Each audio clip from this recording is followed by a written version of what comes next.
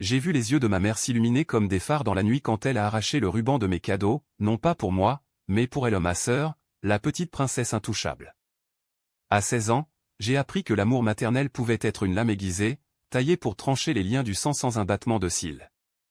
Et là, au milieu des applaudissements forcés des invités, j'ai murmuré un serment silencieux, je la briserai, comme elle m'avait brisé, mais avec une précision qui la entra jusqu'à son dernier souffle. La salle à manger de notre appartement haussmannien, au cœur du 17e arrondissement de Paris, bourdonnait d'une fausse effervescence ce soir-là. Les lustres en cristal diffusaient une lumière chaude, presque complice, qui dansait sur les nappes blanches amidonnées et les coupes de champagne pétillant. Ma mère, Élise, avait tout orchestré avec cette perfection maniaque qui la définissait, les invitations calligraphiées envoyées aux amis de la famille, le traiteur qui avait apporté un gâteau au chocolat noir décoré de 16 bougies vacillantes, et même un quatuor à cordes engagé pour jouer du Debussy en fond sonore, subtil, élégant, comme elle. J'étais le centre de tout cela, du moins en apparence. Assise à la table d'honneur, vêtue de cette robe bleu nuit que j'avais choisie moi-même, je sentais le poids de leur regard sur moi, tante en perles fines, oncle en costume sur mesure, et ses cousins distants qui venaient par obligation. 16 ans. L'âge où l'on commence à rêver d'indépendance, où Paris semble un labyrinthe de promesses infinies. Mais Élise, avec ses cheveux châtains relevés en un chignon impeccable et son tailleur Chanel qui soulignait sa silhouette élancée, n'était pas du genre à laisser le destin suivre son cours. Elle avait toujours été ainsi, une architecte de la vie, modelant les événements comme des plans d'immeubles, avec des angles droits et des fondations solides. Mon père, absent ce soir-là en voyage d'affaires à Lyon, comme d'habitude, l'avait laissé maître d'œuvre absolu. Et moi, Camille, j'étais son projet le plus ingrat. La fille aînée, la rebelle discrète, celle qui posait trop de questions et ne souriait pas assez au dîner mondain. À côté de Léa, ma sœur cadette de 12 ans, j'étais une ébauche ratée. Léa, avec ses boucles blondes et son rire cristallin, était la favorite, la poupée vivante qu'Élise exhibait comme un trophée. Ma petite muse, l'appelait-elle, en la couvrant de baisers qui laissaient des traces de rouge à lèvres sur ses joues roses. Les cadeaux étaient empilés devant moi, une pyramide multicolore qui scintillait sous les lumières.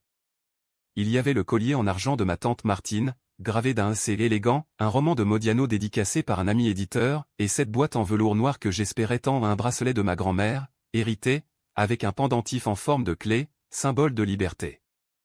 J'avais passé des semaines à imaginer ce moment, souffler les bougies, déballer les paquets sous les acclamations, sentir pour une fois que j'existais vraiment dans cette famille. Élise s'était approchée, son verre de Sancerre à la main, un sourire aux lèvres qui n'atteignait pas ses yeux verts, perçant comme des éclats de verre. « Ma chérie, ouvre-les vite, que tout le monde admire », avait-elle dit d'une voix mielleuse, en posant une main sur mon épaule. Sa paume était froide, comme si elle calculait déjà la suite. Le premier paquet craqua sous mes doigts tremblants. Le collier. Je l'ai levé, le métal froid contre ma peau, et j'ai murmuré un merci à Martine, qui a hoché la tête avec un clin d'œil complice. Les applaudissements ont fusé, sporadiques, et j'ai ri un rire forcé, mais sincère dans son espoir. Puis le livre, ses pages jaunies par le temps, l'odeur de papier ancien qui m'a enveloppé comme un cocon. J'ai feuilleté les premières lignes, imaginant déjà les nuits solitaires dans ma chambre, sous les toits, à dévorer les secrets de Paris. Léa, assise à ma droite, se tortillait sur sa chaise, ses yeux bleus rivés sur la pile restante. « C'est pas juste, moi j'en veux aussi », avait-elle geint d'une voix aiguë, et Élise avait ri, un gloussement léger qui a fait onduler son collier de perles. « Patience, ma puce. C'est le jour de Camille. » Mais la patience n'était pas le fort d'Élise. Quand j'ai tendu la main vers la boîte en velours, elle a intercepté mon geste d'un mouvement fluide, presque chorégraphié. « Attends, ma grande. Regardez-moi ça », a-t-elle dit en soulevant le paquet comme un trophée. Les invités se sont tus, un silence curieux s'installant. J'ai senti un froid remonter le long de ma colonne vertébrale, comme si l'air de la pièce s'était soudain épaissi. Elle a défait le ruban avec une lenteur délibérée, ses ongles manucurés au rouge sang griffant le tissu. Le couvercle s'est ouvert, révélant le bracelet, la clé en or terni qui scintillait faiblement. Un murmure d'admiration a parcouru la table. « Magnifique », a soufflé mon oncle Bernard, levant son verre. Et là, sans un mot de plus, Élise a passé le bracelet autour du poignet de Léa. La petite a couiné de joie, agitant le bras pour faire danser la clé sous les lumières. « Pour toi, ma chérie. Tu es si gracieuse, tu le mérites plus que quiconque. » Les mots ont claqué comme un fouet, et j'ai vu les invités se figer, leur sourire se crispant en masque poli. Ma tante a tout sauté, mon cousin a baissé les yeux sur son assiette. Moi, j'étais pétrifié, le cœur cognant contre mes côtes comme un oiseau en cage. Maman, ai-je murmuré, la voix rauque, mais elle m'a ignoré, déjà en train de saisir le paquet suivant, un foulard en soie de chez Hermès, offert par papa. Celui-ci ira parfaitement avec ta robe d'été, Léa. Essaie-le. 1. Les cadeaux ont migré. Le collier pour les boucles de ma sœur, le livre glissé dans son sac à dos rose pour que tu lises plus, ma puce, tu es si curieuse, même les chocolats artisanaux de Pierre Hermé, qu'elle a distribués à la ronde en riant, en gardant la plus belle boîte pour elle. J'ai regardé, impuissante, la pile fondre comme neige au soleil, chaque déballage un coup de poignard plus profond. Les invités murmuraient des excuses, c'est une blague, n'est-ce pas, mais Élise balayait l'air d'un geste théâtral. Non, non, Camille comprend. Elle est l'aînée, la responsable. Elle sait que l'amour n'est pas une compétition. Léa dansait maintenant autour de la table, parée comme une idole, et les rires ont repris, maladroits, pour combler le vide. Mais en moi, quelque chose s'est brisé ce soir-là, un fil ténu qui reliait encore l'enfant à la femme. J'ai souri, j'ai applaudi, j'ai même soufflé les bougies 16 flammes qui ont vacillé avant de s'éteindre, comme mes espoirs. Plus tard, seul dans ma chambre aux murs tapissés de livres jaunis et de posters de films noirs, j'ai pleuré jusqu'à ce que mes yeux gonflent. Pas de rage immédiate, non, c'était pire, une douleur sournoise, comme un poison qui s'infiltre dans les veines. Élise n'avait pas seulement volé des objets, elle avait volé ma légitimité, mon droit à être vue. Dans cette famille où l'apparence primait sur les sens, où les dîners étaient des scènes de théâtre et les anniversaires des auditions, j'étais l'actrice superflue, celle qu'on relègue au second plan. Les jours suivants ont été un brouillard de routine parisienne, le métro bondé le matin pour rejoindre le lycée Henri IV, les pauses café tièdes avec des amis qui sentaient mon malaise sans oser creuser, et les soirs où Élise rentrait de son bureau d'architecte, parfumée à la lavande, pour câliner Léa devant la télé. Papa appelait de temps en temps, sa voix fatiguée dans le combiné, « Tout va bien, les filles ?» Et je répondais oui, parce que mentir était plus facile que déballer la vérité. Mais la nuit, quand la ville bruissait au dehors au klaxon lointain, rires étouffés des bistrots, je repensais à cette table, à ces mains qui avaient pris sans remords. Et une idée germait, fragile au début, comme une graine dans le béton fissuré des trottoirs parisiens. La revanche ne serait pas un éclat de colère, un cri dans la nuit. Non, elle serait patiente, méthodique, un scalpel plutôt qu'une hache. Élise aimait le contrôle? Je lui en donnerais jusqu'à l'asphyxie. Elle chérissait Léa? Je les unirais dans une toile d'araignée dont elle ne pourrait s'échapper. À 16 ans, on n'apprend pas seulement à survivre, on apprend à régner. Et Paris, avec ses avenues larges et ses ruelles sombres, serait mon terrain de jeu. J'ai ouvert mon journal intime ce soir-là, la couverture en cuir craquelé, et j'ai tracé les premiers mots, Opération Équilibre. Pas de sang, pas de cris, juste la justice, froide et inexorable. Les semaines passèrent, et la surface de notre vie reprit son éclat poli. Élise organisa un thé pour les voisines, Léa excella à son cours de piano, et moi, je glissais dans les interstices, invisible mais vigilante. Au lycée, je m'étais immergé dans les cours de psycho, fasciné par les chapitres sur la manipulation familiale, les dynamiques toxiques. Freud et ses ombres, Lacan et ses miroirs déformants, ces mots étaient devenus mes armes. J'observais Élise, ses routines, ses faiblesses. Elle fumait en cachette sur le balcon, un vice qu'elle niait farouchement, elle vérifiait compulsivement son téléphone pour les messages de son amant à un collègue marié, que j'avais surpris un soir au téléphone, voix suave et mensongère.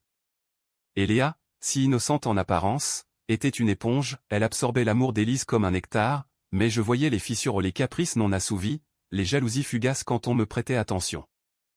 Mon premier pas fut subtil, presque anodin. J'ai emprunté le téléphone d'Élise un après-midi, pendant qu'elle était en réunion. Pas pour fouiller, non, pour planter une graine. J'ai envoyé un message anonyme à son amant depuis un compte jetable, elle sait. Arrête tout. Puis j'ai effacé les traces, le cœur battant comme un tambour de jazz dans un club enfumé de Montmartre. Le soir, Élise est rentrée pâle, les traits tirés, et a claqué la porte de sa chambre sans un mot. Léa a pleurniché, maman est fâchée, et j'ai répondu d'une voix douce, c'est rien, ma puce. Les adultes ont leurs secrets. Ce mensonge m'a goûté comme du miel amer, et j'ai souri dans l'ombre. Bientôt, les fissures s'élargirent. Élise devint irritable, ses dîners parfaits saupoudrés de silence lourd. Elle accusa papa de négligence lors d'un appel, sa voix montant en crescendo comme une sirène dans la nuit parisienne.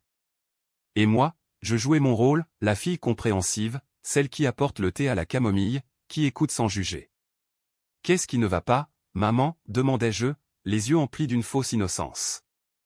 Elle se confiait par bribes le stress au travail, les ragots des collègues, ignorant que chaque mot était une brique dans mon mur. Léa, sentant le vent tourner, se blottissait contre moi parfois, cherchant un réconfort que je lui donnais à contre-cœur. « Tu es gentille, Camille » murmurait-elle, et je hochais la tête, pensant, pas encore, petite sœur. Pas encore. Le lycée devint mon laboratoire. J'ai rejoint le club de théâtre, non pour briller, mais pour apprendre l'art du masque.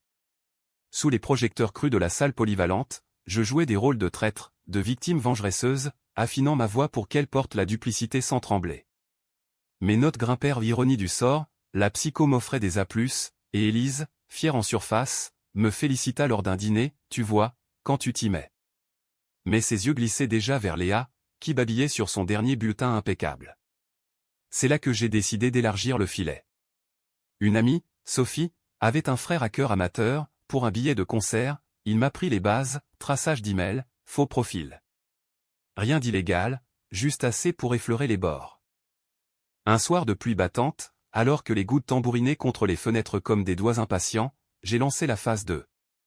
Élise avait un projet crucial, la rénovation d'un hôtel particulier dans le Marais, un contrat qui pouvait la propulser au sommet. J'ai créé un faux email d'un client mécontent, détaillant des erreurs imaginaires dans les plans ou des mesures fantômes, des matériaux défaillants. Envoyé à minuit, il atterrit dans sa boîte comme une bombe à retardement. Le lendemain, elle paniqua, passant la journée au téléphone, voix stridente et accusatrice. « Comment est-ce possible ? » « J'ai tout vérifié » hurla-t-elle à son assistante. Léa, effrayée par le ton, se cacha dans sa chambre, et je la consolai, maman est juste fatiguée. Viens, on va dessiner. Ensemble, nous avons tracé des maisons parfaites sur du papier froissé, et pour la première fois, je vis une lueur de doute dans ses yeux pas envers moi, mais envers le monde qu'Élise lui avait vendu comme invincible. La tension montait, palpable comme l'humidité d'un matin d'automne sur la Seine. Papa rentra enfin, valise à la main, et proposa une sortie familiale, un pique-nique aux Tuileries, pour ressouder les liens. Élise accepta, les lèvres pincées, et nous partîmes sous un ciel gris perle. Les pelouses étaient mouillées, l'air chargé d'odeurs de châtaignes grillées des vendeurs ambulants. Léa courait après les pigeons, riant aux éclats, tandis que je m'asseyais près de papa, écoutant ses anecdotes sur Lyon ou des usines grises, des négociations âpres. « Ta mère est tendue en ce moment » confia-t-il, et je hochai la tête, oui, le travail. Mais intérieurement, je jubilais.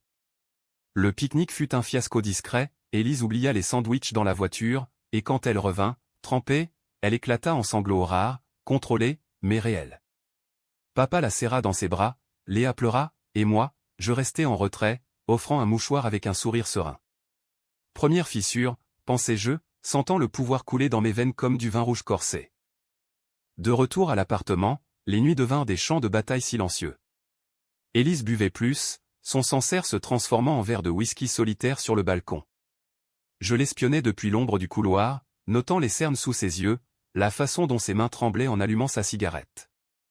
Léa, sentant le malaise, se rapprocha de moi ou des confidences chuchotées sous les couvertures, des peurs enfantines sur pourquoi maman est triste. Je l'apaisais, tissant des liens qu'Élise avait négligés. Parce que parfois, les grands ne savent pas tout, disais-je, et elle hochait la tête, confiante. C'était grisant, ce basculement, la favorite qui cherchait refuge chez la paria. Mais la vraie escalade vint avec l'école de Léa. Elle fréquentait un établissement privé huppé dans le 6e, où les uniformes étaient impeccables et les ragots, acides comme du citron vert. J'ai fabriqué une rumeur anodine au début, un faux post sur un forum anonyme, insinuant que Léa trichait à un examen. Pas de nom, juste des détails assez précis pour que ça colle. Les mères de famille, ces vipères en escarpins, s'emparèrent du venin. Bientôt, les appels affluèrent, Élise, on en parle partout. C'est vrai ? Elle nia, furieuse, mais le doute s'était insinué. Léa rentra en larmes un jour, son cartable jeté dans un coin, les filles disent que je mens. Élise la serra contre elle, mais ses yeux hauts, ses yeux se posèrent sur moi avec une suspicion naissante. Tu as entendu quelque chose au lycée, Camille? J'ai feint l'innocence, les mains jointes, non, maman. Peut-être juste des jalousies. Mais cette nuit-là, seul, j'ai ri un rire bas, libérateur, qui résonna dans la pièce comme un écho de cathédrale. La revanche prenait forme, non comme une tempête, mais comme une marée montante, inexorable. Élise perdait pied, son projet au marais capota à cause d'un client et qui se désista à mon second email anonyme, et son amant coupa les ponts, la laissant avec des nuits d'insomnie hantées par des textos fantômes. Papa, sentant la faille, proposa une thérapie familiale, mais elle refusa, fière, nous n'avons pas besoin d'un étranger pour nos affaires. Et moi, je grandissais dans l'ombre de cette déchéance. À 16 ans et demi, Paris m'offrait ses secrets, les librairies poussiéreuses de la rive gauche où je dévorais des essais sur la vengeance les justes de Camus, le comte de Monte Cristo revisité, les cafés enfumés où je notais mes plans sur des serviettes en papier. Léa devenait mon allié involontaire, sa dépendance envers moi un levier parfait. Un soir, alors qu'Élise hurlait au téléphone avec son patron, Léa se glissa dans ma chambre, « Camille, reste avec moi toujours, d'accord ?» J'ai caressé ses cheveux, murmurant, « Toujours, ma puce. » Mais en vérité, elle n'était qu'un pion innocent, peut-être, mais lié au trône que je visais. Le point de non-retour arriva un matin de novembre, brumeux et froid, où les feuilles mortes collaient aux semelles sur les boulevards. Élise, défaite, annonça qu'elle prenait un congé sabbatique pour me recentrer, dit-elle, mais ses yeux trahissaient la panique. Papa, exaspéré, partit pour un séminaire à Genève, nous laissant seuls. La maison devint un mausolée, repas sautés, rires étouffés. Je pris les rênes courses au marché d'Aligre, devoir surveiller pour Léa, même un thé improvisé pour Élise, qui le but en silence, me fixant comme si elle cherchait un fantôme. « Tu as changé, Camille » lâcha-t-elle un soir, voix rauque. J'ai souri, on grandit tous, maman. C'est alors que je frappai le cœur. J'avais découvert, fouillant ses tiroirs un jour de grand nettoyage fin, ses lettres d'amour jaunies, passionnées, adressées à un certain Marc, son amant.